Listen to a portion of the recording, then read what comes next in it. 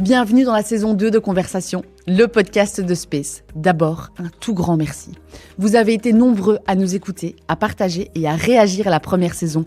Et franchement, ça fait chaud au cœur. Alors on est de retour avec toujours la même envie, tendre le micro à celles et ceux qui façonnent le monde des médias, annonceurs, agences, régies, experts, pour échanger, apprendre et s'inspirer. Parce qu'au fond, c'est ça qui nous anime chez Space. Créer du lien, oser voir plus loin et grandir ensemble. Connect, Dare, Grow. Conversation, le podcast qui connecte le monde du média en toute décontraction. Bienvenue dans ce nouvel épisode de Conversation, le podcast qui donne la parole à celles et ceux qui façonnent le monde des médias. Aujourd'hui, j'ai l'immense plaisir de recevoir un homme animé par ses passions et profondément guidé par ses valeurs. Il n'a jamais eu peur de relever les défis les plus fous avec humilité et conviction. Jonathan Romain, CMO de Bancontact Payconic Company. Jonathan est un passionné dans sa vie professionnelle comme dans sa vie privée. Il évolue toujours dans des univers qui font sens pour lui. De l'agence média à l'annonceur, il a construit un parcours riche, cohérent et en constante évolution. Ce qui le caractérise avant tout, c'est cette volonté permanente d'ajouter des cordes à son arc, de se remettre en question pour toujours viser le plus juste et donner le meilleur de lui-même. Dans cet épisode, il nous parle de son parcours, évidemment, mais il nous parle aussi de ses hobbies, de son amour pour les voyages, mais aussi et surtout de ses valeurs avec une place toute particulière pour la transmission. Il évoque les défis qui le stimulent, son rapport au travail et cet amour profond pour son métier. Je n'en dis pas plus et je vous embarque avec moi dans une conversation aussi sincère qu'inspirante. Ce qui le caractérise avant tout, c'est cette volonté permanente d'ajouter des cordes à son arc, de se remettre en question pour toujours viser le plus juste possible et donner le meilleur de lui-même. Dans cet épisode, il nous parle évidemment de son parcours, mais également de ses hobbies, de son amour pour les voyages, mais aussi et surtout de ses valeurs, avec une place toute particulière pour la transmission. Il évoque les défis qui le stimulent, son rapport au travail et cet amour profond pour son métier. Je n'en dis pas plus et je vous embarque dans une conversation aussi sincère qu'inspirante. Bonjour Jonathan. Bonjour Axel. Je suis ravie de t'accueillir aujourd'hui dans le podcast Conversation, le podcast de Space. Alors il y a beaucoup de gens qui te connaissent par ton prénom et ton nom, mais je voudrais que toi, tu te présentes de la manière dont tu le souhaites. D'accord, je suis ravi déjà de savoir qu'il y a pas mal de gens qui me connaissent. Donc, je suis Jonathan Romain, je suis Chief Marketing Officer chez Bancontact Payconic Company. Au niveau professionnel, j'ai eu une carrière mixte et variée dans le média, notamment en agence média pendant longtemps, chez Cara, et puis différentes étapes chez l'annonceur. Tout à fait. On va la dérouler à ta carrière, parce qu'il y a pas mal de milestones. Voilà, j'ai pas mal roulé ma bosse, comme on dit, et puis depuis maintenant 22 ans. J'ai aussi un petit parcours académique, puisque je suis diplômé de l'IEX, et je suis très fier d'être prof à l'IEX aussi depuis 10 ans. Mais ça, c'est la partie professionnelle, peut-être boring. Oh, pas boring, tu fais partie de toi aussi. Oui, ça fait partie aussi. Mais avant tout, je suis aussi marié avec Aurore depuis maintenant presque 14 ans. Donc ça, c'est pas mal. Et je suis l'heureux papa de 2 grandes filles, Mila, 13 ans, et Loïs, de 10 ans. Ok. Ça, c'est déjà un peu plus... peut-être intéressant en tout cas pour Tout à fait. Est-ce que tu as des passions particulières ? J'ai plein de passions. Ma vie est une passion, voilà, et elle a toujours rythmé ça. Donc, que ce soit dans mes choix professionnels, puisque j'ai été très longtemps et je le resterai toujours passionné par les voitures. Ok.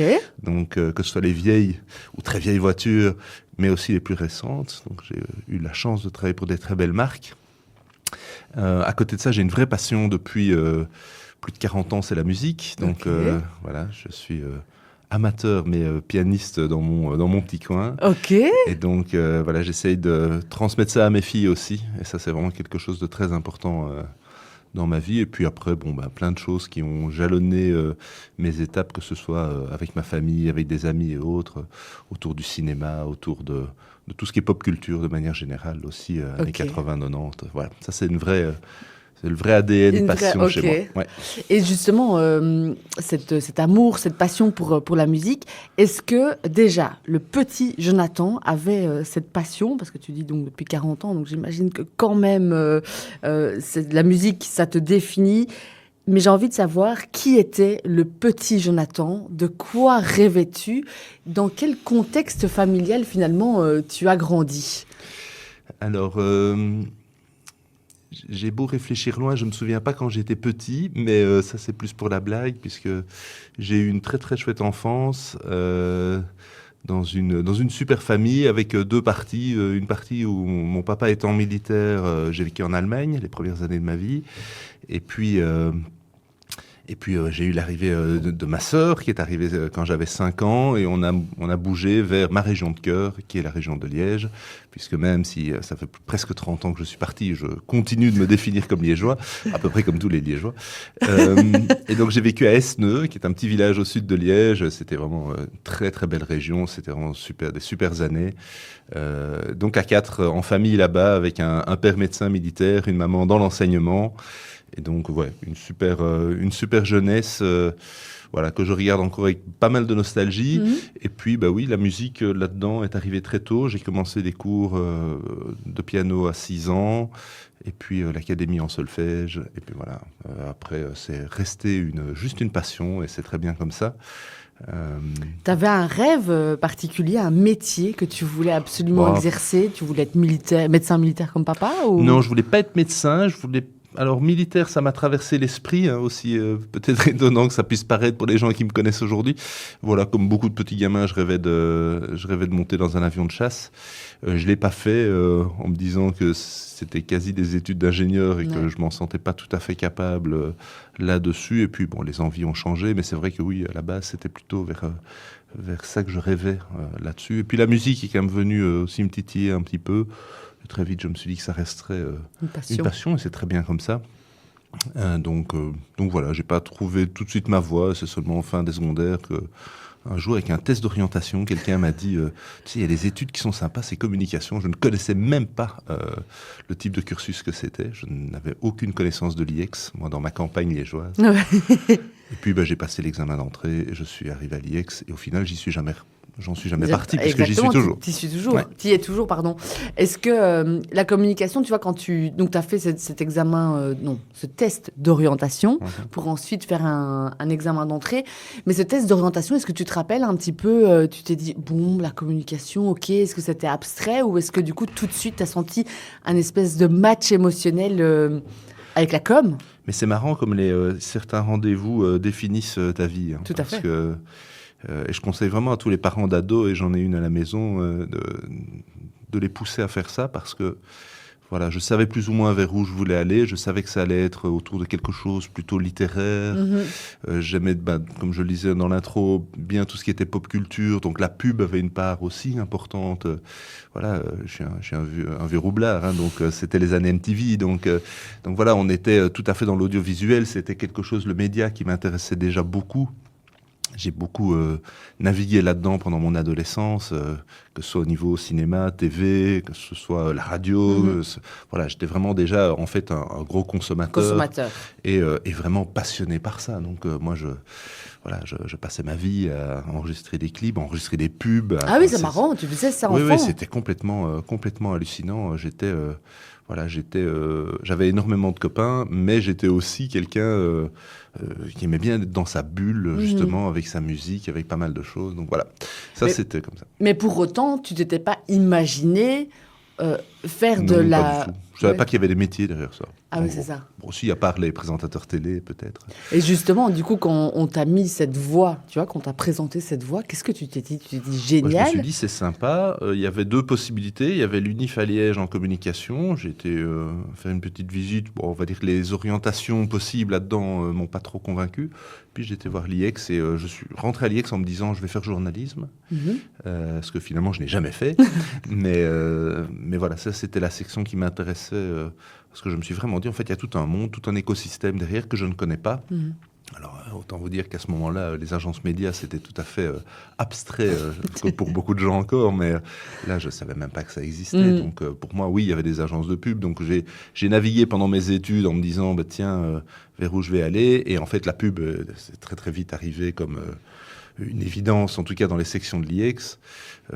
Puis j'ai fait un stage comme créa, en fait, en agence de pub d'abord, en étant sûr que je voulais que je Très voulais faire créatif. de la créa, ouais, comme AD, dans une agence qui n'existe plus en Belgique, qui est Young et Rubicam, mais qui était assez connue à l'époque.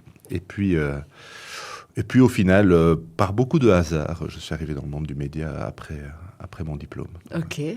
J'ai d'abord envie de te demander, est-ce qu'il y a justement, comme tu es un grand consommateur d'audiovisuel, est-ce qu'il y a une publicité visuelle ou audio qui a marqué ta vie finalement, dont tu te souviens très clairement? Oh, je me souviens d'énormément de pubs. Et puis, il y a un événement qui n'existe plus, qui paraît peut-être bizarre aujourd'hui, c'était la nuit des publivores. Et j'étais un gros consommateur de ces événements pendant mes études, où j'y allais beaucoup. Donc, j'ai eu pendant longtemps pas mal d'archives, même en VHS, je suis vraiment un vieil imbécile, sur les pubs des années 80, les pubs des années 90, donc il y en a énormément. Alors tout ce qui est pub automobile, je trouve ça hallucinant de regarder ce qui se faisait à l'époque. Il faut regarder les vieilles pubs de Fiat, par exemple, dans les années 70, où on jouait complètement sur le côté ultra sportif et le côté vraiment conduite totalement irresponsable. C'est super drôle, en fait, de regarder ça aujourd'hui. Et puis, c'est toutes les pubs des années 80-90, qui ressortent d'ailleurs toujours dans les rétrospectives un petit peu. Et donc, oui, moi, j'ai été bercé par Raider, par Yop, c'est toutes ces marques qui ont bercé mon enfance. Et ça forme vraiment une mentalité aussi. Je crois que ça forme aussi une connaissance publicitaire qui est intéressante et qui est marrante de partager avec des étudiants qui aujourd'hui ont 21 ans. Oui. Ils doivent probablement se demander de quoi tu parles. Oui, c'est horrible. Ils sont nés l'année où je suis sorti de l'IEX. Donc ça, je leur ai déjà répété en disant que là, je me prenais vraiment le coup de vieux définitif et que je les haïssais à vie pour ça. Mais oui, c'est une autre génération. Oui. Mais je lisais un article hier sur justement le fait d'avoir grandi dans les années 80/90. Et en fait, c'est une chance énorme parce que c'est une génération. On nous appelle les Xennials. On est entre deux générations. On n'est plus tout à fait dans les vieux, même si de temps en temps mes filles m'appellent le boomer. Mais on n'est pas encore dans les générations qui n'ont vécu que le numérique. Donc nous, on a vécu jusque 18 ans, plus ou moins, sans smartphone, en tout cas sans même téléphone portable, sans Internet. Donc on a eu une enfance, on va dire, offline, tout à fait. Ce qui est une énorme chance, parce que du coup, c'était pas si évident. L'accessibilité à la musique, l'accessibilité au film, c'était tout à fait autre chose.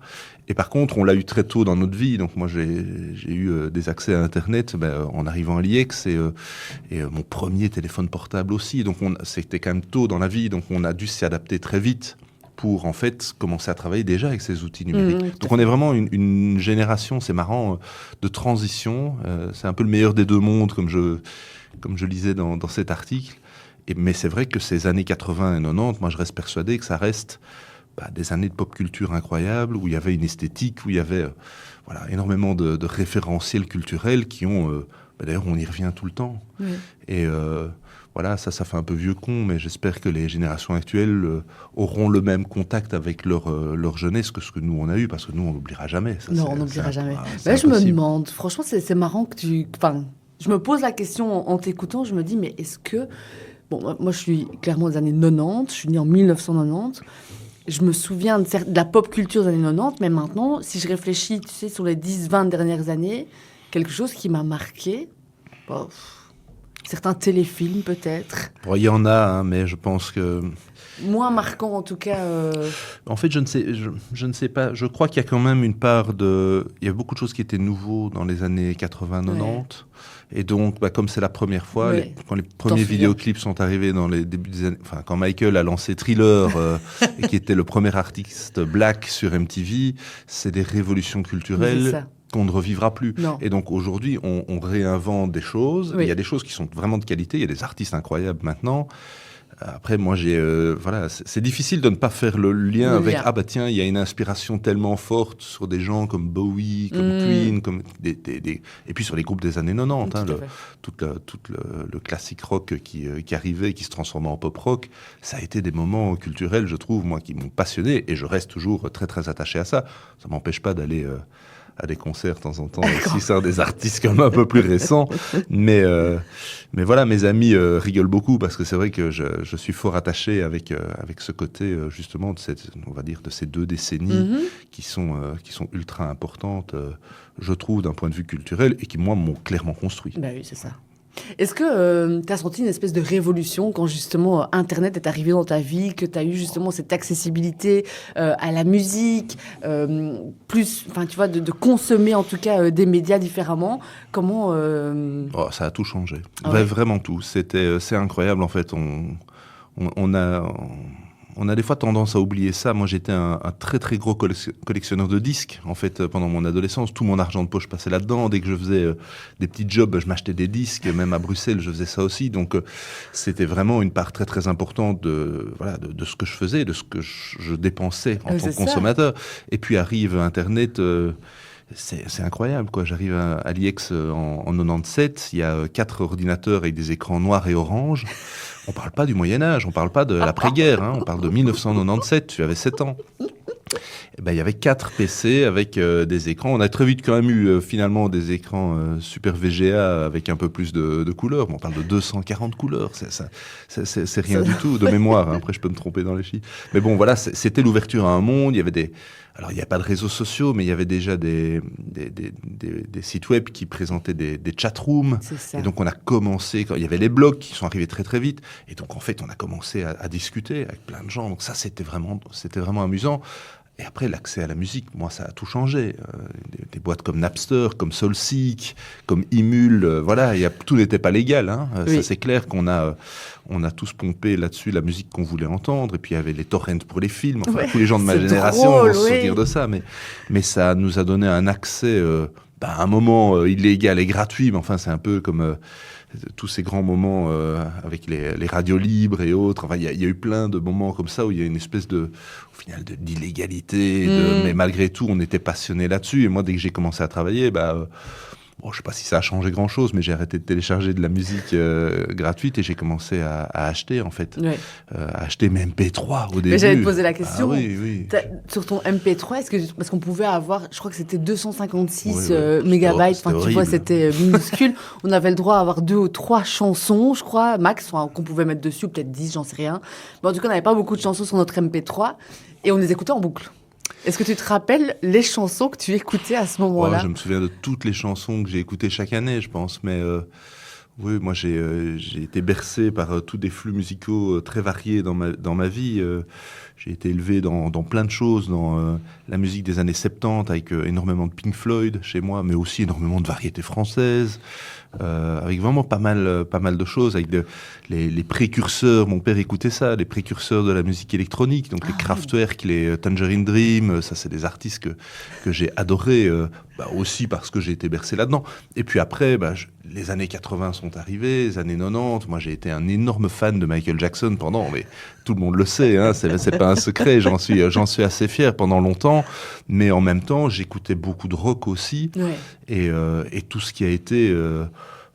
vraiment le hit rock, les vieux classiques rock, mais aussi les nouveaux, les Guns N' Roses et tout ça, ont bercé les années 90. J'ai vu qu'ils revenaient à Anvers au mois de juin. Les tickets sont en vente aujourd'hui, c'est horrible, quoi. C'est sûr que je vais les voir. Et tu es en podcast avec moi ? Non, mais c'est sûr que je vais les voir. Mais tu auras des places, tu crois ?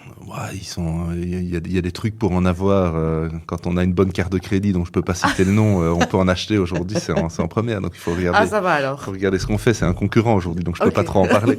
Donc tu vas pas louper le moment. Non, mais je vais pas louper. Moi, je vais voir beaucoup d'artistes. Je vais voir énormément de concerts. J'ai fait ma wishlist de tous les gens que je voulais pas rater, parce que j'en ai raté certains qui sont partis. Mais voilà, je vais voir énormément de vieux artistes, de vieux groupes, que ce soit dans le rock, dans la pop, dans plein de choses. Donc voilà, et ça, je suis passionné avec ça. Donc oui, je sais très bien ce que j'écoutais dans les années 90. En plus, j'organisais des soirées pour l'IEX, donc parce que j'étais dans le cercle. Donc voilà, c'était vraiment, la musique prenait une part énorme dans ma vie. Ouais. Et qu'est-ce qui te fascine dans les voitures ? Parce que tu disais les anciennes, les nouvelles, mais est-ce que tu collectionnes, ou est-ce que tu Alors possèdes? j'ai collectionné les voitures, donc j'ai collectionné les voitures. Donc j'ai toujours aimé les bagnoles, comme beaucoup de petits gamins. Puis après, c'est vrai que j'avais des petites, on peut faire un peu de pub, des Burago, tout le monde s'en fout que ça s'appelle des Burago, mais c'est des petites voitures de collection des ancêtres quand j'étais petit. Et donc c'est vrai que j'ai commencé à lire pas mal de choses là-dessus. J'avais quelques bouquins étant gamin, donc je me suis vite passionné là-dessus. J'ai été voir quelques musées. Donc j'aimais déjà bien les bagnoles de manière générale. J'avais 2-3 amis ultra passionnés aussi, donc on partageait beaucoup là-dessus. Et puis moi j'ai eu ma première voiture à 26 ans, donc faut pas croire que c'est tombé comme ça du ciel, puisque j'ai été très longtemps piéton. Et j'ai dû attendre d'avoir une voiture de société. Merci les agences médias. À Liège, être piéton, ça devait quand même pas être ouf. Non, Bruxelles, ça passe. À l'époque, là, j'étais en bus, mais après, à Bruxelles, j'ai fait toutes mes études et mes premières années de boulot à pied, et c'était très bien. C'était très bien, ok. Oui, je me suis baladé comme ça. Après, les voitures sont arrivées naturellement, puisque j'ai travaillé chez Cara pendant longtemps, et j'ai eu la chance qu'on me confie un énorme compte qui était BMW Group. Donc, je me suis occupé des campagnes pour BMW et Mini pendant 5 ans, avant de rejoindre BMW. Donc là, j'ai vraiment pris ma dose de voiture en plein. Et j'ai adoré ça. J'ai fait plein de tests de bagnole dans tous les sens. Ah oui, c'est ça. J'étais au contact avec ce monde automobile que j'ai trouvé génial. Et après, avec d'autres marques aussi. Mais donc, j'ai toujours été passionné là-dessus. Je reste toujours passionné maintenant.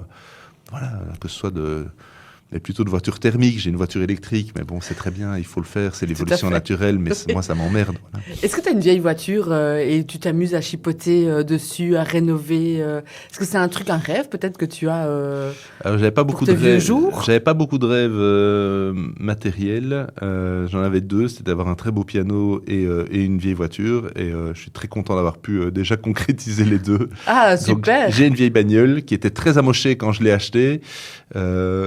Et bon, vu que j'ai 2 mains gauches au niveau mécanique, j'ai confié ces soins, j'ai réparti les réparations pendant plusieurs années pour y arriver, mais à des gens en fait qui savaient quoi faire. Quoi. Ouais. Donc voilà, moi je chipote un peu dessus, mais pas beaucoup. Ok. Mais voilà, là elle est en très bon état et je ne roule pas assez avec malheureusement, mais voilà, c'est quand même super chouette. Bah oui, je m'en doute.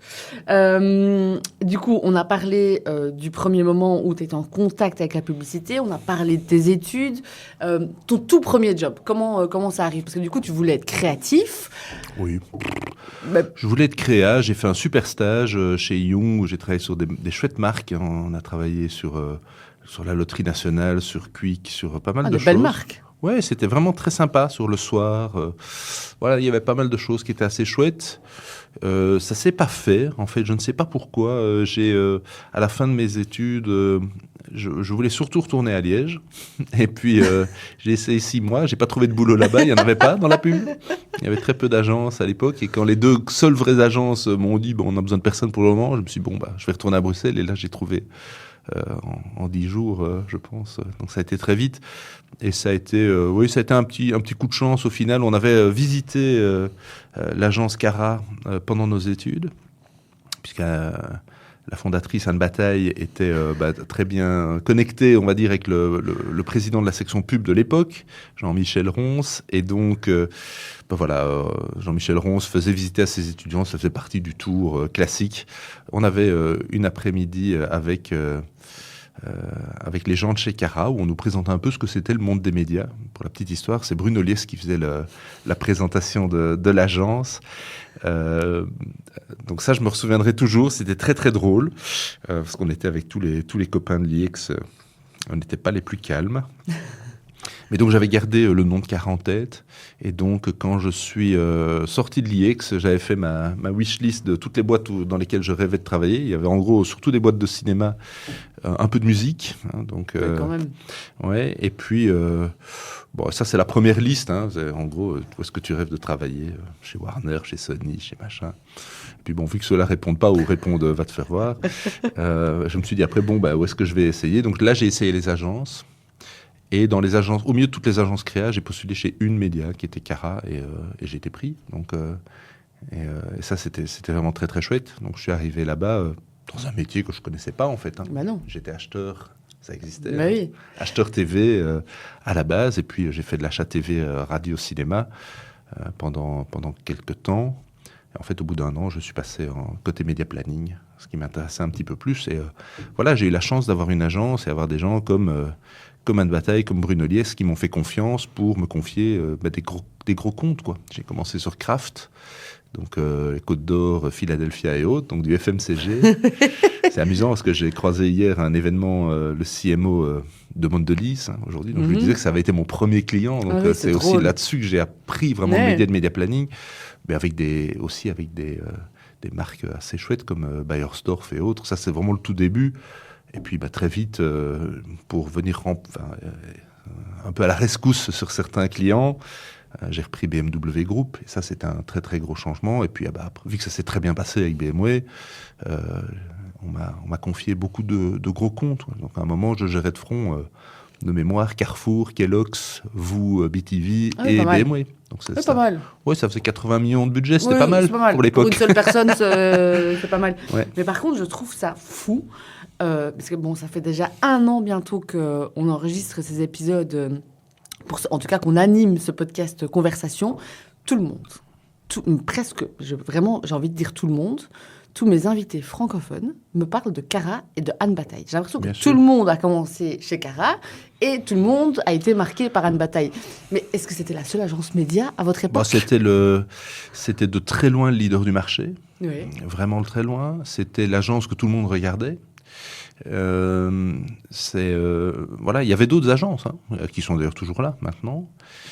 Mais c'est vrai que c'était un peu la grosse référence et il faut rendre à Anne ce qu'elle a fait, c'est qu'elle a réellement, ça a été un des piliers fondateurs de ce monde du média en Belgique, puisque il y avait eu la fondation de Space avant, et puis la fondation de Crystal et Cara, et en fait l'arrivée d'un groupe international, Aegis, a fait que cette agence prenait de plus en plus d'ampleur. Mais à l'époque où moi je suis arrivé, c'était déjà le leader du marché, mais on a continué à être vraiment très très bien implanté là-dessus. Et puis il y avait un truc qui se passait, je pense, uniquement chez Cara, c'est qu'il y avait une ambiance dans cette agence qui était complètement dingue, qui était voulue par le management aussi. Donc il nous permettait de faire des sacrées fêtes et de temps en temps on partait en incentive pour pouvoir aller ressouder les liens. Et on était toute une génération d'acheteurs ou de planeurs ou de spécialistes médias. Aujourd'hui, quand on se recroise, on sait qu'on fait partie de cette époque-là et de cette famille Cara. C'est vraiment amusant, quoi. C'est la même chose que les gens qui font partie de la famille X. On est vraiment aussi soudés que ça. Et effectivement, on se recroise toujours. Et même quand on ne s'est pas vu depuis 15-20 ans, on va toujours revenir sur ces moments qui étaient... parce qu'on a fait des sacrées fêtes, quand même. Faut pas... Mais est-ce que c'est vraiment lié à Cara ? Parce que, tu vois, je me pose la question, et puis au fur et à mesure de rencontrer toutes ces personnes dans le cadre de ce podcast, et puis à travers les médias, parce que en fait, tu as répondu à une question que j'avais envie de te poser, c'est qu'est-ce qu'il y avait de si spécial chez Cara ? Et j'allais te dire, parce que nous, chez Space, c'est la famille, Space, c'est la MIF, c'est moi, mes collègues, c'est mes frères et sœurs, quoi. Vraiment, on s'amuse, on s'éclate. À la fois, il y a beaucoup de pression et on doit beaucoup travailler et on a plein de choses à faire. Mais il y a vraiment un truc de... Je suis toujours très heureuse de les voir. Et quand il y a un petit coup de mou, il y a toujours un collègue qui est là pour te remonter le moral, pour faire une petite pause. Mais que ça soit même à tous les niveaux, que ça soit même au niveau du board, au niveau du management. Enfin, tu vois, il y a vraiment un truc spécial quand même en agence. Et tout le monde le dit, donc c'est que... Oui, mais je pense que c'est une réalité qui aujourd'hui existe certainement. Cara n'a pas du tout l'exclusivité là-dessus. Non, du tout. Mais à l'époque, en tout cas, c'était vraiment... C'était la plus grosse agence. C'était aussi une agence où il y avait des très hauts profils, quand même, qui étaient fort connus sur le marché, d'un point de vue strat, d'un point de vue vraiment expert média. Et donc, on était un peu... c'était un peu la Rolls du média, quand même. C'est ça. Et donc, après, c'est vrai qu'on vivait ensemble. Ouais. C'était une époque où on travaillait sur nos pitchs, souvent la nuit. J'ai entendu ça. Ah oui, on travaillait la nuit. On ne se posait pas trop de questions. De temps en temps, on nous faisait venir le week-end et on le faisait. Et on gagnait beaucoup de pitchs, mais on travaillait ensemble. Au final, on faisait la fête ensemble parce qu'à l'époque, comme on débutait dans nos carrières, on n'avait pas spécialement beaucoup de sous tous. on profitait des soirées médias, en fait, tout à fait. qui étaient organisées. C'était tout à fait un autre niveau que ce qui peut encore se faire aujourd'hui, mais des grandes régies organisaient régulièrement des fêtes pour renouer les contacts avec les experts médias. Et nous, on était vraiment vus comme le groupe qui allait arriver. On savait bien que si les gens de Cara débarquaient dans une soirée, ça allait être compliqué. Et en fait, ça reste toujours... Moi, j'ai quelques soirées médias comme ça qu'on n'oubliera jamais, je sais. Si je croise des anciens collègues, c'était pas juste des fêtes, c'était complètement dingue. Mais le lendemain matin, à 9h, on était prêts et on travaillait sur nos clients. Et voilà, après, on était jeunes, on se remettait vite. Aujourd'hui, c'est plus compliqué. Mais c'est vrai qu'il y avait une ambiance... voilà, que j'ai même pas connu dans mes jobs après. Ça faisait vraiment partie de cette famille là-dessus. Ça a été pour moi, ça a été une décision compliquée de partir. Ah ouais? Ah oui, de me dire, je suis resté... T'es resté combien de temps en agence? Je suis resté 8 ans, jour pour jour, chez Cara. Ok. Et donc, je leur ai dit au revoir parce que je partais chez mon client, en fait. Je partais chez BMW Group. Ah, ils sont venus te soudoyer? Ils sont venus me chercher. Je voulais faire autre chose et j'avais un peu fait le tour du media planning et de l'account. Et au bout d'un moment, à cette époque-là, en tout cas, il n'y avait pas beaucoup d'autres possibilités, même si voilà, j'avais un excellent lien avec tous les gens en interne chez Cara et avec tous mes clients. Donc c'était une super école, mais je sentais que je voulais faire autre chose et j'avais envie d'aller me battre pour ce que je disais à l'époque, ma marque, et pas uniquement pour mon client.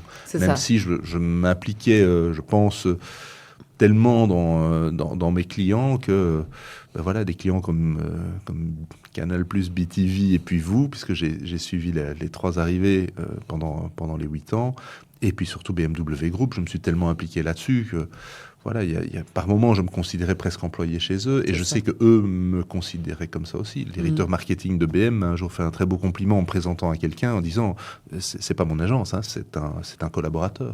Et là, je me suis dit, en fait, j'ai envie de me battre pour ces marques-là. Ouais. Et donc, et puis c'était une chance, quoi. Un groupe pareil qui vient de chercher. Une belle opportunité. Oui, c'était super. Le moment idéal aussi pour passer chez l'annonceur, parce qu'au début de carrière en agence, c'est ce qu'on se dit, un jour j'irai chez l'annonceur. C'était aussi un peu ton objectif à un moment donné quand tu as... Au début, pas. Je pensais vraiment faire carrière en agence, moi, et puis... que ce soit média, créa, je savais pas trop. Oui, donc ça s'est mis sur ton chemin. Puis après, passionné, donc je voulais une belle marque. Et donc, je voulais vraiment des marques qui parlent aux gens, qui soient des marques impliquantes, comme moi je parle à mes étudiants. Et donc, ils m'ont appelé pour aller travailler sur Mini. Donc, c'est un rêve de travailler sur une bagnole comme ça et sur une marque aussi importante pour les gens. Quelles sont les valeurs, justement, qui te plaisent dans ces grandes marques ? Moi, c'est la passion. De toute façon, j'ai recroisé quelques anciens du monde automobile hier, qui sont le directeur marketing de BMW, mais aussi le CMO de D'Ieteren. Voilà, et ces gens-là font un boulot, mais en fait, c'est vraiment des marques passion. C'est tellement un achat important pour les gens. Après, il y a le côté... c'est un achat cher, et donc... Mais il y a aussi un côté tout à fait irrationnel. Ouais, tout à fait, très émotionnel. Voilà, et toute l'affection que j'ai pour la marque Mini, même si c'est une voiture exceptionnelle, c'est pas très rationnel, en fait, quand on regarde d'un point de vue consommateur. Mais c'est tellement génial comme produit qu'en fait, ça fait partie de notre vie. On est un Mini driver et on a toujours une Mini à la maison maintenant aussi. Voilà, on continuera d'être passionné par ces marques-là. Donc moi, je voulais aller vers ce type de marque. J'avais travaillé sur des marques, je ne veux pas dire qu'on ne peut pas être passionné par le FMCG. Moi, ça m'a moins passionné aussi, même si c'est une très belle école de vie. Et je trouve que une marque comme BTV, quand on a lancé les campagnes de renaming de Canal+ à BTV, c'était quand même incroyable. C'était vraiment des époques dingues, parce que là, on touche au cinéma, on touche aux séries télé, donc moi, ça me parlait énormément. Ouais. Et puis en plus, le client était génial, donc on avait un super lien. Donc c'est vraiment une super étape, l'agence. Moi, je trouve que ça peut ne pas être qu'une étape, on peut faire toute sa carrière. Ah, tout à fait. Et je passe souvent le message à mes étudiants en leur disant, je vous conseille vraiment de faire une étape agence, que ce soit média ou créa ou autre. Mais en tout cas, ça vous ouvre les chakras sur tout ce qui se fait dans le métier. Ça nous apprend quoi, l'agence média ? Ça apprend, au final, ça donne un aperçu déjà de pas mal de secteurs. Oui. Donc de voir s'il y a quelque chose un jour qui nous intéresse ou dans lequel on est meilleur. Ça nous apprend beaucoup de types de métiers. Moi, j'ai commencé à faire de l'achat TV. On on envoyait des bons de commande, de réservation de spots qu'on sélectionnait un, par fax aux régies. Quoi. Non, mais bon, j'ai compris comment l'achat fonctionnait là-dessus, puis la radio, puis le cinéma, et puis au final le média planning, et puis l'arrivée du digital. Et donc on a quand même connu tout ça, l'arrivée du search, vraiment de manière massive. Et vous avez connu des grosses révolutions. Nous, aujourd'hui, on est... Moi, je pense qu'il y en a aussi. Après, il y a eu le programmatique il y a des qui est arrivé, il y a eu pas mal de choses. Toutes les étapes, en fait, sont importantes. Après, maintenant, voilà, c'est le buzzword, c'est les AI. On va voir ce que ça va donner comme impact au niveau des agences. Mais voilà, j'étais à une conférence hier là-dessus. Bon, pour le moment, tout le monde en parle. Hein. C'est le sujet qui revient le plus à la bouche de tous les CMO. Ouais. Et puis, en fait, quand on regarde dans le concret, il y a très, très peu de marques et d'entreprises qui les ont déjà complètement intégrées. Et donc, voilà, pour le moment, c'est plus, est-ce que ça va arriver? Est-ce que c'est là? Qu'est-ce qu'on doit faire? Voilà, on est un peu dans cette espèce de flou. Ça va très certainement jouer un rôle très important, mais il y aura encore d'autres étapes et d'autres évolutions derrière. Mais c'est vrai que dans la construction de la stratégie et du média opérationnel, il y a quand même eu pas mal de changements, mais je pense pas que c'est propre juste à la petite décennie dans laquelle j'ai travaillé. Non. Il y a eu pas mal de choses. C'est vrai que l'arrivée des premiers banners online, ça a quand même été quelque chose. Et puis l'arrivée de Facebook, hein, au niveau de la pub, ça a été quand même vraiment quelque chose de gros. Et donc, c'est vrai que moi au début, mes premiers plans médias, c'était de la télé, de la radio et de l'affichage, en gros. Et puis ensuite, on a commencé à se dire, mais on va aussi mettre 5% aller en digital. Et puis c'est monté à 10, puis à 30. Voilà. Ouais. Et donc, mais du coup, ça t'a appris en tout cas à connaître les médias, à savoir comment ils fonctionnent, comment les acheter. Mais qu'est-ce que ça t'a appris d'autre, comme valeur peut-être, de travailler en agence ? Moi, j'ai trouvé que l'implication, en tout cas, qu'on a dans un job change tout, en fait. Et à partir du moment où on ne fait pas juste un job pour se dire, je fais 9-17 et puis voilà, j'ai des fois un petit peu de mal quand on essaie de trouver des gens, des profils qui au final sont plus intéressés sur le nombre de jours qu'ils vont pouvoir faire en télétravail ou sur le package que sur le contenu du job. Voilà, ça c'est peut-être un vieux réflexe que j'ai encore, mais moi c'est plutôt, je suis convaincu qu'on évolue dans sa carrière en étant méritocrate. Donc c'est si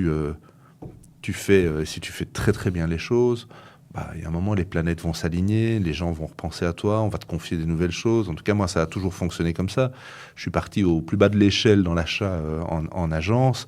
Et puis, j'ai des gens qui m'ont fait confiance, mais parce que je leur rendais bien aussi. Je me dédiais à cette implication à 200% dans mes marques et dans mes clients. Et j'ai continué à le faire après en étant chez l'annonceur. En tout cas, je pense réellement, c'est pas très modeste de dire ça, mais je pense réellement avoir donné en tout cas tout ce que je pouvais donner. Donc ça veut pas dire qu'il n'y a pas quelqu'un qui aurait pu être meilleur que moi. Non, bien sûr. Mais en tout cas, moi, je me dis pas à un moment où là, je l'ai fait à moitié ou je l'ai juste fait pour. En tout cas, moi, voilà, ça m'intéresse pas de faire un boulot alimentaire. T'es quelqu'un d'ambitieux. Est-ce que tu as toujours été...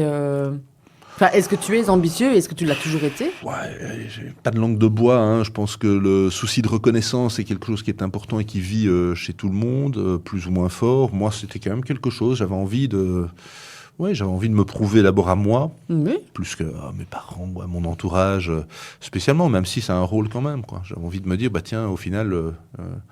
j'ai eu des chances à la base, j'ai fait des études que je voulais faire, j'ai été dans une très bonne famille, j'ai des gens qui m'ont soutenu, et puis j'ai des gens professionnellement qui m'ont ouvert des portes et qui m'ont tendu les mains, donc je suis très très reconnaissant par rapport à ça, mais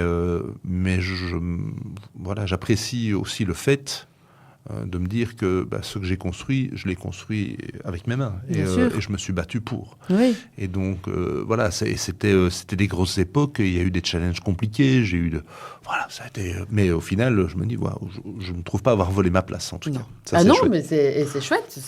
Donc l'ambition c'est plus ça, c'est plus de réussir quelque chose, c'est se dire que en fait on l'a vraiment mérité, donc il n'y a personne qui peut venir nous dire c'est qui ce clown qui était là. Voilà. Et puis, tu as une valeur travail quand même qui transparaît. La passion, travailler, c'est quelque chose qui t'anime quand même assez fort au quotidien. Ça représente une grosse partie de notre vie. Donc, à un moment, si on s'emmerde dans son boulot, il faut faire autre chose. Et le jour où je m'emmerderai dans le marketing, je ferai autre chose aussi. Mais pour moi, il faut... Voilà, on obtient ce pourquoi on se bat. Et puis... de temps en temps, on a des coups durs et voilà. Et moi, j'ai eu la chance, au final, de passer entre les balles et de pouvoir continuer à avancer. Mais il faut avoir la valeur du travail, ça c'est vraiment quelque chose qui est important et j'essaie de transmettre à mes gamines aussi. Et puis après, avoir la force de temps en temps de se dire, je me remets en question et même si la facilité serait de rester dans un confort ou autre, c'est non, on attrape un nouveau challenge et on se dit, on n'est pas encore trop vieux, on va encore apprendre. Moi, c'est toujours cette volonté, quand je me suis emmerdé dans un boulot, pardon pour les vilains mots, ça a été la volonté de se dire, tiens, je vais aller voir ailleurs, parce que là, il y a un challenge, et c'est pas parce qu'il y a 200 balles de plus, hein, c'est parce qu'il y a... Là, c'est quelque chose que je ne connais pas. Je ne connaissais pas le monde automobile. En plus, j'arrivais dans un monde avec une fonction sales, donc fonction commerciale. Ah oui. Donc, j'étais district manager, donc j'étais le lien entre la marque et les concessionnaires pour une bonne partie du pays. Et donc c'était tout à fait autre chose. J'apprenais à gérer un contact commercial entre, on va dire, des entités, mais qui sont des entreprises indépendantes, et un importateur de voitures.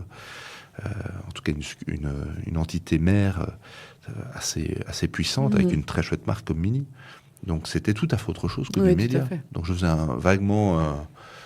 j'ai aidé un petit peu quand je pouvais mes collègues au niveau marketing, mais il y avait des gens qui faisaient vraiment du marketing chez Mini et ce n'était pas moi. Donc moi j'étais vraiment en sales, donc je me suis dit tiens, je vais aller apprendre ça, je vais mettre une corde à mon arc en plus. Et ça je me suis vraiment dit c'est bien. Et au bout d'un moment je me suis dit en fait cette corde c'était génial, j'ai bien appris, mais je veux faire du marketing. Mais c'est pas grave, j'ai gardé cette corde-là. Et cette corde m'a permis d'avoir d'autres... Donc, je pense que tout ce qu'on apprend nous permet vraiment de... Mais il faut étendre son scope au maximum, parce que sinon, on devient trop spécialisé. Et aujourd'hui, on va être remplacé par un ordi qui va nous le faire. Donc, l'AI va débarquer. Si on est trop spécialisé... La force des gens, c'est aussi de pouvoir se dire, tiens, en fait, moi, j'ai une expérience un peu variée.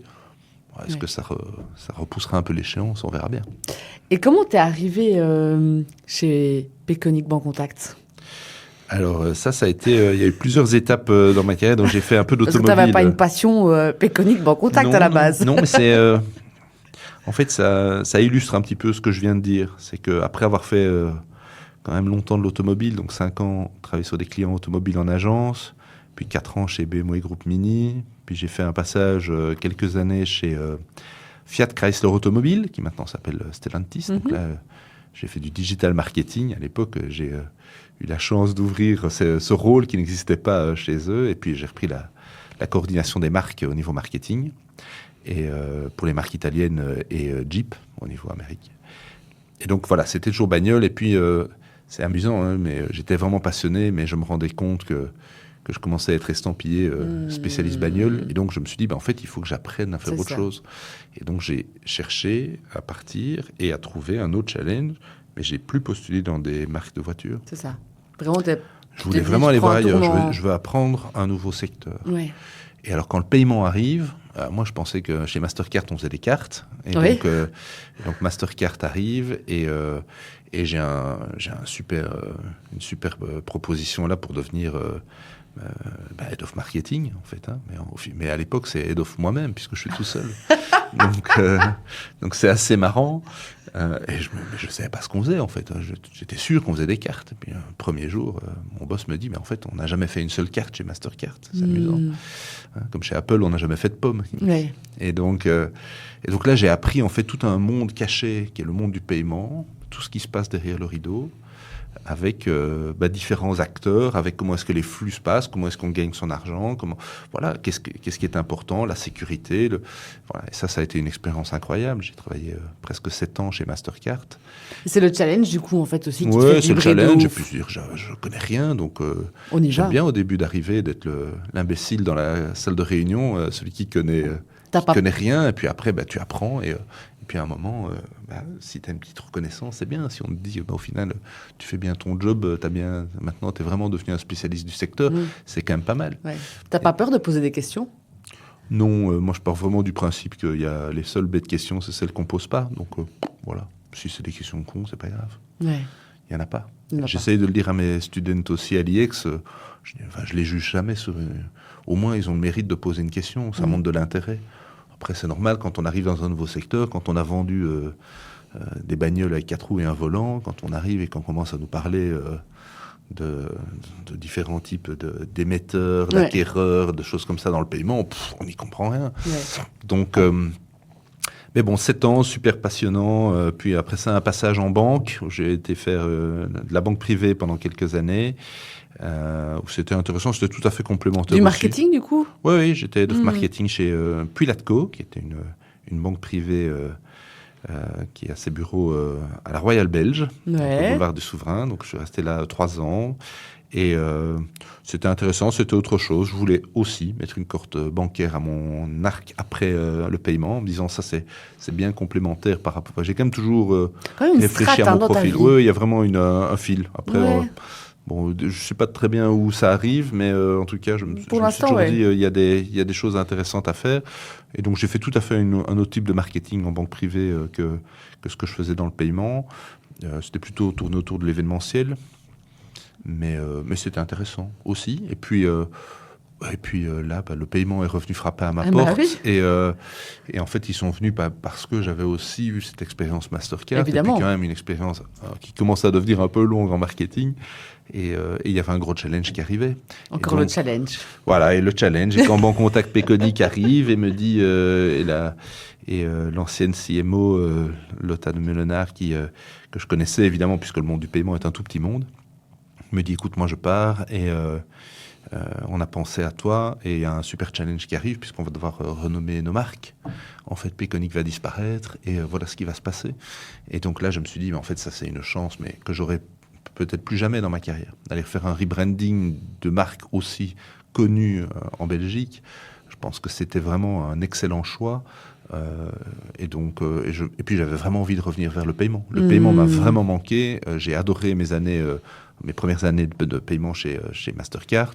Et puis donc je me disais, tiens, en fait, voilà, je me voyais beaucoup plus là-dedans que de prolonger une expérience dans la banque privée ou dans la banque de manière générale. C'était moins mon truc à ce moment-là, en tout cas. Et puis voilà, je me suis dit, c'est chouette. Et puis j'aimais beaucoup l'idée de rejoindre une entreprise belgo-belge. C'est ça. Familiale, voilà, ça c'est quelque chose que j'avais pas connu. J'avais travaillé dans des très gros groupes. Et puis ici, j'arrivais dans une boîte, on est 60. Au bout d'un mois, je connaissais le nom de tout le monde et j'avais papoté avec tout le monde. C'est tout à fait autre chose, quoi. Ça te fait jamais peur de prendre des gros challenges comme ça? Parce que donc, tu parles quand même de challenge, tu as entrepris des gros challenges. Et quand on te propose ce nouveau challenge où on te dit on va rebrander entièrement notre marque, est-ce que tu te dis pas, est-ce que je serai à la hauteur? Ah, moi, j'ai peut-être l'air très sûr de moi comme ça et d'avoir une strat, mais si j'ai une strat, c'est parce que je me mets des garde-fous et que comme beaucoup de gens, j'ai un vrai syndrome de l'imposteur.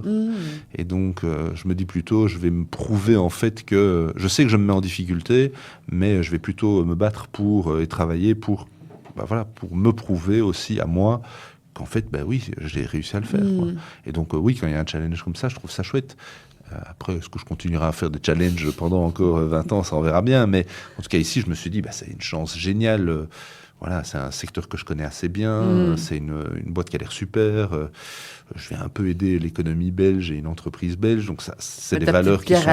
Voilà, je me suis dit, c'est intéressant. Et puis, j'ai eu un bon contact. Avec la CEO. Contact. Ouais. Un bon contact, c'est chez Bon Contact. Ouais. Sans mauvais jeu de mots. Tu devrais faire de la pub. Je devrais faire de la pub. Donc, tu as eu un bon contact. J'ai eu un bon contact et voilà. Et puis, au final, c'était un excellent choix. Un excellent choix. Ouais, c'est un super challenge. On travaille, ça c'est clair. L'équilibre. On sait quoi faire, comme on dit à Bruxelles. Donc ça me rappelle un peu les rythmes qu'on avait en agence, justement. Mais après, voilà, on le fait parce qu'on le veut bien, personne ne nous force. Et puis je reste persuadé que dans quelques années, quand on regardera en arrière, je me dirais... travailler sur un rebranding d'une application comme Peconic by Bancontact qui est utilisée par 2 millions de personnes, c'est aussi une des marques préférées des Belges. Donc c'est génial en fait. Quel est l'objectif de ce rebranding ? Alors l'objectif de ce rebranding, il est multiple. Au final, on a dû s'adapter à une situation. Donc tout l'écosystème était en train de changer puisque la marque Peconic devait disparaître. Elle n'appartenait pas à l'entreprise Bancontact Peconic Company qui était en Belgique. Elle appartenait à une entreprise qui était basée au Luxembourg, qui a été rachetée par un groupe européen et qui, eux, lançaient une alternative européenne qui était qui étaient proposés dans certains marchés. Et puis, donc, on a dû changer le nom, mais nous, notre volonté était vraiment de continuer à faire évoluer les produits. Donc, il fallait réussir à faire... Enfin, il faut, en fait, parce qu'on est en plein milieu, on ne s'est pas encore fait. Il faut réussir à faire comprendre qu'en fait, les produits restent les mêmes. Donc, les gens vont continuer à utiliser des applications, vont continuer de payer en magasin, vont continuer de payer en ligne, comme ils le faisaient avant. Mais qu'il y a un changement, on va dire, de marketing, un changement de couleur, couleur et nom. Le nom, voilà. Après, il y a eu beaucoup de fausses infos pendant les derniers mois parce que les gens ne savaient pas très très bien. On avait annoncé la disparition de la marque pour 2026, on l'a annoncé en début d'année, en disant qu'on allait travailler sur un rebranding. Et puis certaines presses a fait un peu son boulot de son côté, plus ou moins bien, en annonçant des choses comme quoi, en fait, le produit disparaissait. Mais non, en fait, l'application ne va pas disparaître, elle change de nom. Comme Raider est devenu Twix, comme Canal+ est devenu BTV.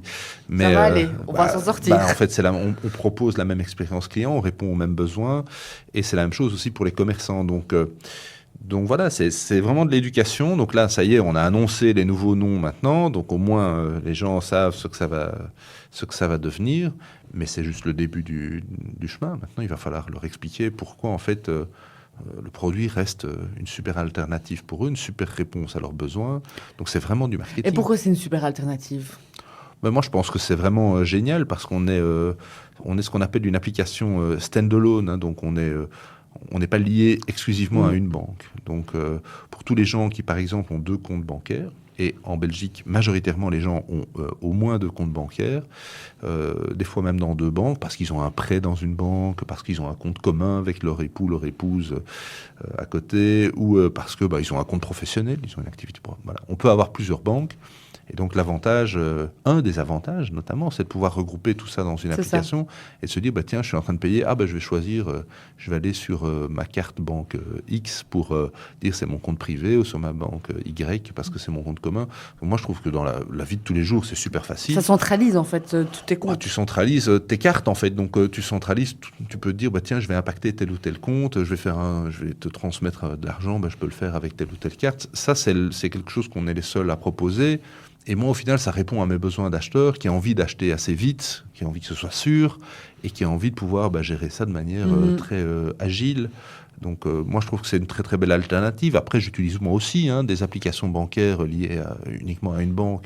Ça m'arrive aussi, mais c'est vrai que moi, aujourd'hui, Payconic by Bancontact, ça remplit tout à fait mes besoins. Donc, je suis ravi demain de me dire que Bancontact Pay va rencontrer mes besoins. Ok. Et quel est ton challenge là aujourd'hui dans tout ce que tu dois faire dans ce gros chantier que vous avez entrepris? Quel est, selon toi, le plus gros challenge que tu as aujourd'hui ou le projet qui t'excite peut-être le plus En fait, là, on est vraiment tout au début. Donc, on a fait tout le travail d'analyse vraiment des groupes cibles, que ce soit professionnels ou consommateurs, pour voir vers où on devait aller au niveau de ce rebranding, choix des noms, des logos et autres. Maintenant, ça a été annoncé. Donc, on a fait un gros boulot au niveau PR. Et je dis on parce que c'est vraiment pas du tout un one-man show. On n'est pas une très, très grande équipe, même au niveau marketing, mais c'est un projet d'entreprise. Un rebranding pareil dans une boîte de cette taille-là. Et donc, c'est le projet de l'entreprise Bancontact Payconic Company. Et donc, tout le monde est dédié à fond dedans, que ce soit les équipes commerciales, les équipes produits, d'implémentation, le customer support qui reçoit des questions. Tiens, je comprends pas bien ce qui va se passer, que la direction, etc. Tout le monde est vraiment impliqué là-dedans. Et donc, maintenant, ça a été annoncé, très très bien. Donc maintenant, il faut étendre ça partout et l'implémenter partout. Et ça, c'est un travail titanesque parce qu'on a une application pour les consommateurs, on a une application pour les commerçants, on a des plateformes en ligne pour aider tout le monde à pouvoir... en fait, le paiement, c'est tout un écosystème d'outils qu'on met à disposition des commerçants qui doivent être aussi rebrandés, changés, repensés, mergés, comme on dit en anglais. Donc, c'est extrêmement complexe. Et ça va jusqu'au nom de l'entreprise qui devient Bon Contact Company à partir du printemps. Ça a l'air un petit changement anodin, assez simple. Bah oui, mais au final, on doit tout changer. Que ce soit d'un point de vue légal, que ce soit d'un point de vue HR, que ce soit d'un point de vue compta. Donc tout doit changer. Donc on est en train de refaire 360 degrés de OK, qu'est-ce qui reste à faire? Et il y a encore beaucoup de choses à faire. Mais bon, voilà, heureusement, il y a toute une équipe derrière qui bosse, comme je le disais. Et rien que l'équipe marketing, ben voilà, on est complètement dessus. Et heureusement qu'ils sont là aussi. Donc. Ouais. Et tu es soutenu par une super agence média. Et je suis soutenu par une super agence média depuis le début d'ailleurs. Sans placement de produit, mais... Non, mais c'était très important parce qu'on ne sait pas faire tout en interne. Et donc, c'est clair qu'il nous fallait des bons partenaires. Et vous avez eu un bon contact avec cette agence média? On a eu un bon contact avec cette agence média. On a eu aussi avec leur... à côté de Space et évidemment tous les spécialistes médias qui nous aident et qui nous aideront encore plus à partir du moment où on va faire les campagnes de lancement, bien entendu. Ils sont pas prêts. Ils sont pas encore prêts.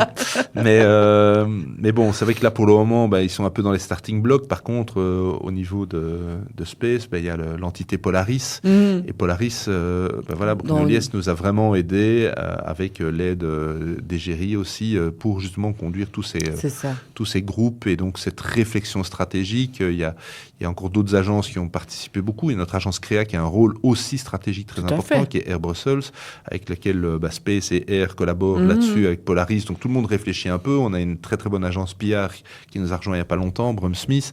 Et donc voilà, je fais un peu de product placement pour tous ces gens-là, mais c'est des gens qui... Ils le méritent, big up à eux. C'est des gens qui le méritent parce que voilà, c'est au final un vrai projet. Je pense qu'eux aussi, j'espère un jour, ils se diront, tiens, on a participé au rebranding de Payconic vers Bon Contact Pay. Comme moi, je me dis, tiens, je me souviens de l'époque où j'ai fait Canal+, BTV. Donc ça, voilà, je pense que même d'un point de vue agence, peu importe quel est le type d'agence, c'est des chouettes projets. Mais de ouf. À fond que c'est un chouette projet, évidemment, et on est hyper fiers. Après, je ne suis pas moi-même l'account sur le compte, mais on est très fiers, et j'entends toujours mes collègues en parler. Il y a de l'excitation, il y a des choses qui se passent. Donc, c'est vrai, c'est bien. C'est bien. Elle est partagée, l'excitation, par tout le monde, et ça, je pense que quand on aura réellement rendu effectif le rebranding qu'on vient d'annoncer pour le printemps, je pense que là, après, on pourra vraiment se dire qu'on a vécu un petit moment... et il faut remettre les choses à plat. C'est pas non plus... On n'est pas en train de sauver des vies, comme je dis souvent. Mais dans l'histoire d'une marque et d'une entreprise, c'est un vrai momentum. Ouais. Tout à fait. Et du coup, comment tu gères vie privée, vie pro avec tout ça? Parce que je pense que, du coup, ta femme est aussi dans le marketing. J'ai mon nom verbal qui parle. Non, écoute, en fait, ça se passe très bien. Alors, on est deux vieux marketeers. Donc, pour la petite histoire, on s'est rencontrés chez Cara. Donc, ah oui. Donc voilà, pour t'expliquer à quel point, et on est loin d'être le seul couple de cette époque-là, parce qu'on vivait ensemble, on a appris notre métier ensemble, et donc au final, nous, on s'est rencontrés là, et ça fait très longtemps qu'on navigue tous les deux avec nos carrières en parallèle. Elle fait une magnifique carrière chez Walt Disney Pictures. Ça, c'est quand même un peu le rêve. Tu sais que je pense que j'ai rencontré une fois ta femme, je crois que je travaillais en régie, je pense, et j'avais été... Mais je l'ai regardée avec des étoiles dans les yeux. Je me disais, waouh, c'est un truc de dingue. Oui, c'est incroyable. Les gens ne savent pas qu'il y a un bureau en Belgique. Ils pensent toujours qu'elle travaille pour le parc, ce qui n'est pas le cas. Donc elle s'occupe vraiment de tous les lancements le côté Head of Digital, donc au niveau Benelux, donc c'est une très très belle fonction, mais de tous les lancements des films, Disney+ et autres, donc en gros tout sauf le parc. Voilà. Il y a des collègues qui s'occupent du parc, et donc voilà, mais c'est une très chouette boîte. Alors ça fait rêver, effectivement. Je ne crois pas avoir postulé chez Walt Disney à l'époque quand je suis sorti de l'IEX où j'ai fait mes boîtes de rêve, mais ça aurait pu. En fait, je ne savais pas qu'ils avaient un bureau ici, sinon je l'aurais certainement fait. Tout le monde rêve de travailler chez Disney. Oui, tout le monde rêve. Moins de gens rêvent de travailler dans le paiement, c'est étonnant. Donc, bizarrement. Quand mes filles disent ce que leurs parents font, souvent les enfants s'arrêtent, même les parents, tout le monde dit tu travailles chez Disney, c'est incroyable. Donc voilà, mais elle le mérite aussi, elle l'a pas volé, elle a travaillé longtemps dans la cellule digitale de chez Cara, chez Isobar à l'époque, et puis elle a été reprise par son client, un peu le même parcours que moi, et elle par contre elle est très très fidèle puisque ça fait 12 ans qu'elle est vraiment spécialisée en digital marketing chez Walt Disney Pictures. Donc, c'est une très, très belle carrière. Donc, on a dû apprendre parce qu'on a beaucoup voyagé tous les deux. Vous voyagez beaucoup pour votre travail? Pour nos boulots, oui. Ouais. Donc voilà, il faut s'organiser avec deux princesses à la maison en plus. Ça prend un peu d'organisation. Bah oui. On a des familles qui nous aident et puis on s'arrange entre nous. Et en fait, ça a toujours fonctionné comme ça. Puis bon, le Covid, le télétravail, ces genres de choses ont permis une certaine flexibilité aussi aujourd'hui de s'arranger. Et bon, on vit à 400 à l'heure. On a 200 projets en permanence tout le temps, que ce soit privé, professionnel et tout. Donc on ne se pose jamais, ça c'est sûr. Mais au final, c'est peut-être ça qui nous fait avancer aussi. Mais tout à fait. Et dans votre vie privée, dans votre vie familiale, quelle est votre passion commune? Qu'est-ce que vous aimez bien faire tous ensemble? Tous ensemble à 4, tu veux dire? Bah, écoute, je pense qu'on a partagé nos passions avec nos filles. Donc, moi, j'ai déjà parlé un peu des miennes. Moi, mon épouse a d'autres passions. On en partage pas mal. Hein. Le cinéma est vraiment une passion. Donc, c'est quelque chose qui a une place très importante. Bah, évidemment, c'est son boulot, mais pas que. C'est vraiment un boulot passion. Ça, c'est vraiment quelque chose qu'on partage très, très fort et qu'on transmet avec nos filles. Et puis, alors, il y a les voyages. Et donc, on a été... quand on était plus jeune et qu'on était à deux, on voyageait beaucoup en mode sac à dos et on a fait des très très chouettes voyages comme ça. C'est quelque chose, elle faisait ça de son côté et puis moi aussi, et puis on a fait ça ensemble. Ouais. Bon, après, on a des enfants et comme tout le monde, quand on a des enfants les premières années, on part dans le sud-ouest de la France et on loue une maison. On fait une location et surtout on se demande voilà comment est-ce qu'on va gérer les yeux. Mais après, ça se passe très bien. Ça passe alors? Ça passe. Parce que je me pose la question chaque année, là, depuis 4 ans. Non, oui, bah, voilà, moi, c'était pas mon... Enfin, j'ai passé des très belles vacances comme ça, en famille, mais voilà, j'ai toujours eu cette passion du voyage aussi, de me dire, il faut qu'on vienne, il faut qu'on commence à bouger avec les filles quand elles seront plus grandes. On a commencé à le faire, il y a 2 ans, à refaire des plus beaux voyages à 4. Vous avez fait quel voyage, si je peux te demander? On a commencé à sortir un peu de l'Europe, du sud-ouest de la France, et puis d'aller d'abord vers l'Italie, la Grèce et autres. Mais l'Italie, magnifique pays. Ah, magnifique, exceptionnel. Et la Grèce, encore plus beau. Ah. Et donc on a fait, on a pas mal bougé là-dessus. Et puis on a fait l'année passée un premier grand. On est parti côte ouest américaine. Oh, génial. Donc, voilà, mon épouse a de la famille là-bas, donc on a profité pour aller rendre visite. Et puis voilà, avec les filles, c'était incroyable. C'était un très grand voyage, loin, tout à fait autre chose, avec une culture qui, déjà, en tant que pré-ado, les fait un peu rêver. Sans blague. On sortait de leur avoir montré Friends, et puis après, bon, c'est pas New York, mais bon, c'était la côte ouest. Et donc, arriver à Hollywood, c'était quand même quelque chose. Ah oui. Et donc là, c'était une des étapes qu'on voulait faire avec elle. Maintenant, il y a... Voilà, je pense qu'on va faire d'autres projets, peut-être pour repartir. Ça y est, là, Saint-Nicolas, et qu'elles sont grandes et qu'elles n'y croient plus, va leur apporter des sacs à dos. Et donc on va partir. On repart dans les îles grecques l'année prochaine, mais je pense que dans les prochaines années, on va essayer de les emmener une fois en Asie. On va essayer de voir si on va en Afrique pour leur ouvrir aussi les chakras Tout à fait. Et leur transmettre cette passion qui est vraiment la nôtre à tous les deux. Et donc, c'est vraiment un pilier important le voyage, de qui on est. Ouais. Et en tant que papa, ça t'a fait quoi de... Tu vois, quand tu as vu les étoiles dans leurs yeux, quand tu leur as fait découvrir les étoiles Hollywood, qu'est-ce que ça te... C'est génial. La transmission, c'est incroyable. Ça, c'est vraiment génial. Maintenant... Voilà, moi, c'était... en plus, c'était une destination que j'avais faite, moi, avec mes parents, il y a très longtemps. Et donc, c'est marrant de se dire, au final, tu vas leur faire vivre, tu vas aller leur montrer les choses que toi, tu as vraiment bien aimées, que ce soit des villes comme San Francisco ou autres, ou les grands parcs. On a vraiment beaucoup bougé. Et donc ça, c'était génial de leur voir... de les voir vraiment à ce point-là passionnés. On a un album photo, c'est le seul qu'on regarde encore, c'est ce voyage-là. Jamais ceux du sud-ouest de la France, même si c'était très bien. Mais il y a une différence entre des vacances et puis un voyage. Ouais, après, c'est une chance de pouvoir le faire aussi. Hein. On bosse comme des dingues pour le faire, mais voilà, c'est pas quelque chose qui tombe non plus du ciel. Et moi, je suis ravi de pouvoir... transmettre ça et de me dire en fait elles vont continuer à voyager aussi, à découvrir d'autres destinations, mais il y a certaines que je veux faire avec elles et puis certaines que je veux découvrir avec elles, pas faire que des... Mais voilà, moi c'est vraiment la transmission, que ce soit au niveau du voyage, de la musique, des moments partagés autour d'une série télé, ça reste ce côté transmission que tous les parents ont, mais on se dit un petit peu, tiens, au moins il y a une partie de ce qu'on a aimé qui va rester chez eux, ça c'est chouette. Oui. Mhm. Et attends, je vais reprendre mes petites questions parce que quand même, j'ai quelques petites questions signature du podcast pour le terminer. Quelles sont les personnes... Alors, j'imagine... Je vais rien dire. On va voir si j'avais raison ou pas. Mon intuition. Quelles sont les personnes ou les personnalités qui t'inspirent aujourd'hui?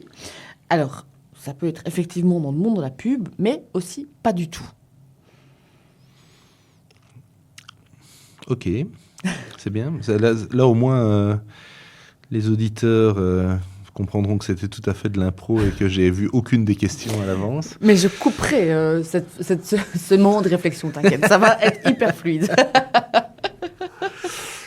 Ça dépend un petit peu. Dans le monde de la pub, en toute franchise, je pense qu'on fait un super métier. Moi, j'ai plein de gens qui m'inspirent, que ce soit dans les vieux marketeers que je reprends comme référence dans mes cours et autres, mais après, ça reste quand même une part de notre monde. Oui. Et c'est vrai qu'aujourd'hui, en 2025, c'est un peu bizarre pour moi de devoir aller dire, tiens...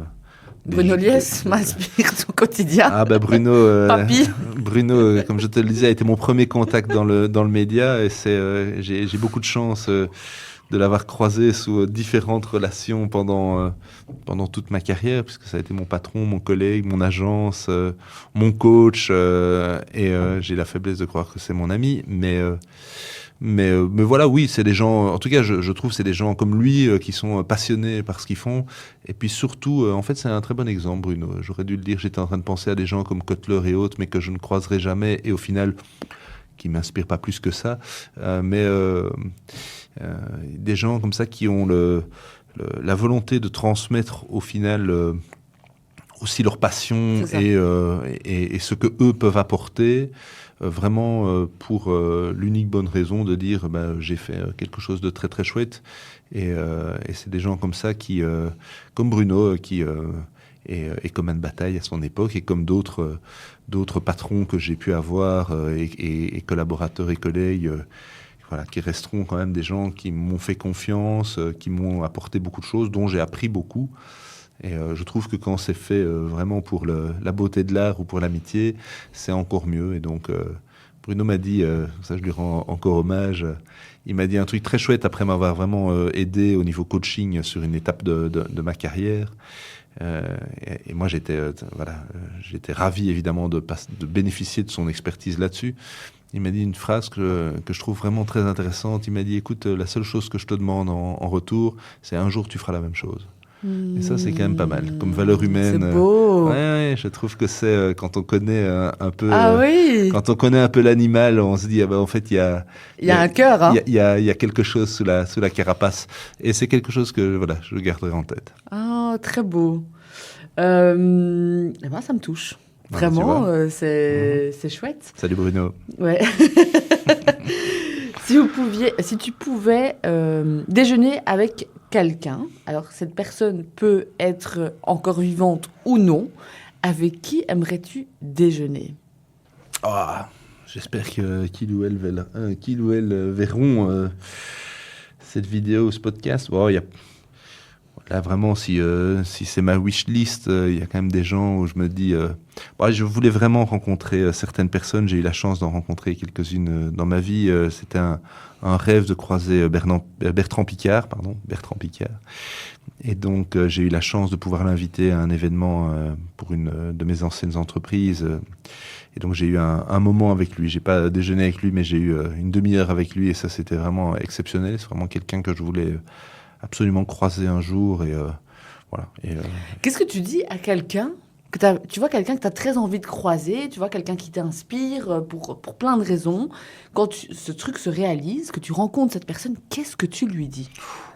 Moi, en tout cas, j'ai pas fait le fan, mais je pense qu'à ce moment-là, c'est plutôt de se dire, tiens. Moi, j'ai remercié cette personne d'être venue, et puis j'ai montré ma gratitude, et puis en fait, on a parlé de choses extrêmement pratiques par rapport à justement à un des projets qu'il avait, et j'ai trouvé ça très intéressant d'avoir juste un petit moment de discussion, un petit moment de vie en fait avec cette personne-là, plus que de dire, de commencer, quelles sont les 4 questions que je dois lui poser.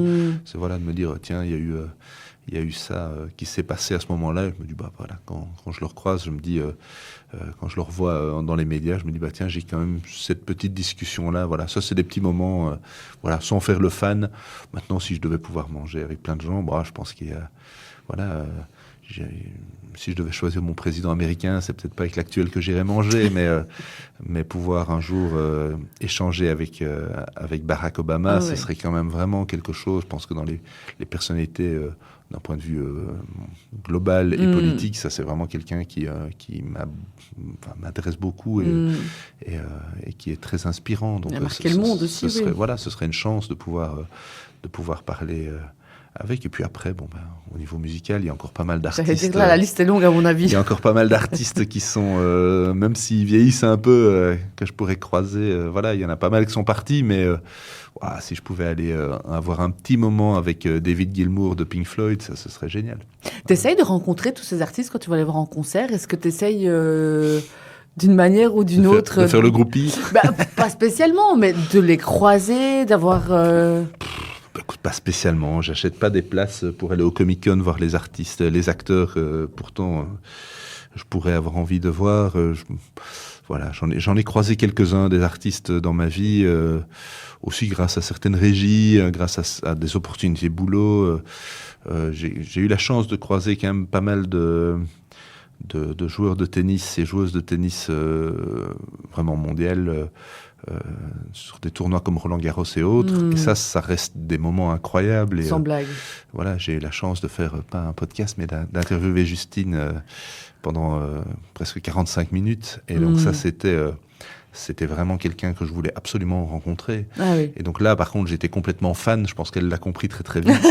Et elle m'a dit, tiens, c'est marrant, t'as pas besoin d'avoir tes fiches, t'as l'air de bien connaître. Je dis, oui, là, je connais très très bien.